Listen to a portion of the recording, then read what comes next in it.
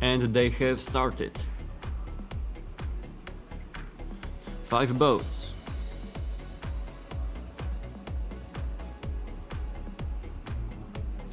Only first 3 go straight to finals. 4th to 7th place has to compete in semifinals.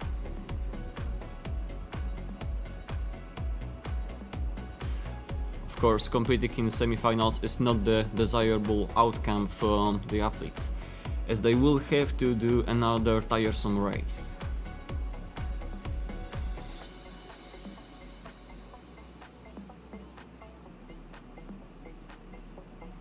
Now in the lead, China, Hawen Liu and Bowen Ji.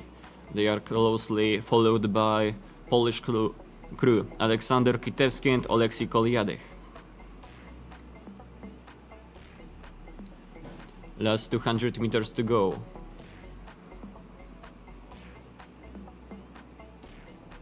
Shortly, all of them are going to speed up, hoping to get that first, second or third place.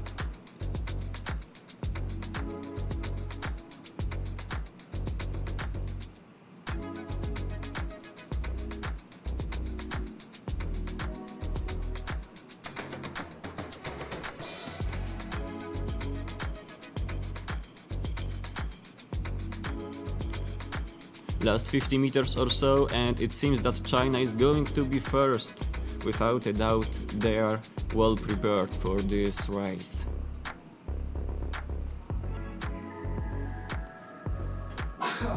China, Poland, and then Ukraine.